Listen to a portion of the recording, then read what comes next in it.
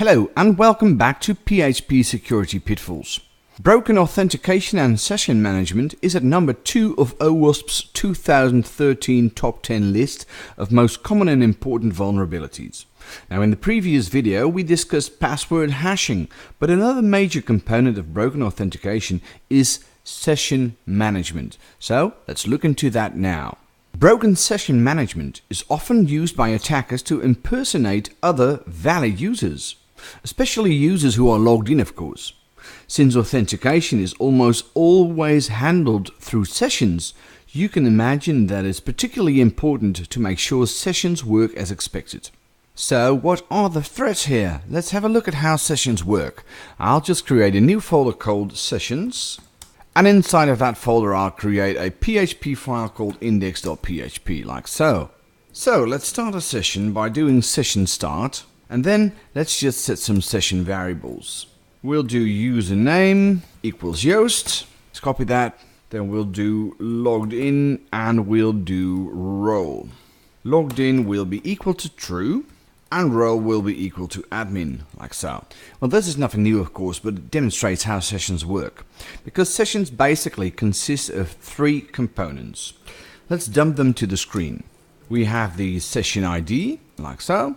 And then we have the session metadata, which by default are being kept in the session cookie, and we'll dump the cookie parameters to the screen like this. And then of course there's the session data itself. Let's just proceed this with a little echo of a pre-tag. Now let's view this in the browser. Okay, now here's the session ID. By default, PHP will store the session ID in a cookie on the visitor's computer. Now when the visitor opens this page, the session ID will be read from the cookie, and PHP will check the metadata to see if the session hasn't expired yet, and then if it hasn't, it will collect the session data for this ID here, and we will be able to work with that. Now there's a lot more metadata that are not actually being stored inside of the cookie, such as garbage collection data. At certain intervals, PHP session does garbage collection. That means it will check all running sessions and check to see which one of those sessions has expired. And then it will just collect all those stale sessions and remove them, hence the name garbage collection. Now one of the things that can go wrong is that PHP is able to pass this session ID into the query string. For instance, if the user has disabled cookies. And for this page it would look something like this. We have a variable called PHP sesID. And that will be equal to this session ID that's on this page here. Now what would happen if I just ordered an airplane ticket on this site and I sent this URL to my friend, to check out the site? Then my session ID would be in the query string, so the web application would think he would be logged in as me. And if my friend bought a ticket as well, it would be charged to my credit card, not his, which is bad news. Now this principle is called session fixation. That is, the web application is tricked into linking your session data to another user. Now session fixation doesn't only happen by accident. Of course, an attacker will try and steal session IDs from unsuspecting users. Well, for instance, I could use a sniffer to eavesdrop on an insecure HTTP connection and capture the session ID. Then I could create a cookie called PHP sesID with that particular session ID.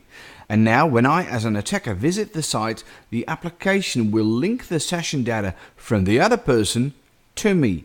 Now think of the harm that could be done if that other user was logged in as an administrator, for example. Now there are many ways to steal a session ID. Well, sometimes the session ID is stored into a hidden form field, for instance on a login form. So there's no problem in stealing the session data from another guy there. Well, please don't try this at home, guys. This is extremely bad practice.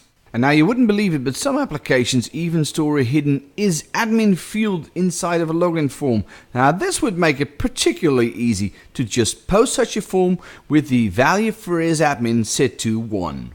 And then there are developers who don't only save the session ID inside of a cookie, but the entire session data as well. CodeIgniter's session library is infamous for having this as a default value. Just set a cookie with the value logged in to true and you're in. And further problems arise if the session ID cookie is not removed when a user closes the browser instead of logging out, or if Remember Me login cookies are stored on a public computer, so the next person to use that computer would be automatically logged in. And last but not least, a very popular way to steal session IDs by ways of a cross-site scripting attack. And we'll discuss that in the next video. So, now that we're all terrified, let's see how we can address these issues. Well, first of all, I think you should use a well-renowned session library. As with password encryption, there's just too much that could go wrong here. And when you do use a library, it should at least take care of all of the following. It should regenerate the session ID after login, so that the stolen session ID would be useless. Now, regenerating the session ID is also called rotating. Now, speaking of that, it should rotate the session ID regularly, and with regularly, I mean every 5 minutes or so. Also, it should not pass the session ID in a query string. Now, if you want to set that yourself, you can open up php.ini, just uncomment this and make sure session use only cookies is set to 1. I'll just paste that in here for reference.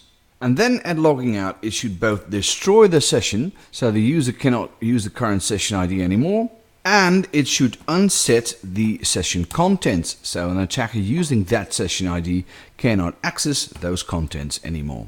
And of course, this is what you should also take care of. Take special care in safeguarding against XSS attacks, which we'll discuss in the next video, and make sure to use an encrypted connection, like we discussed before. And personally, I wouldn't use Remember Me options for logging in. Okay, well that's all for session management. In the next video, we'll be talking about XSS attacks. Until then, safe coding. I'll see you there.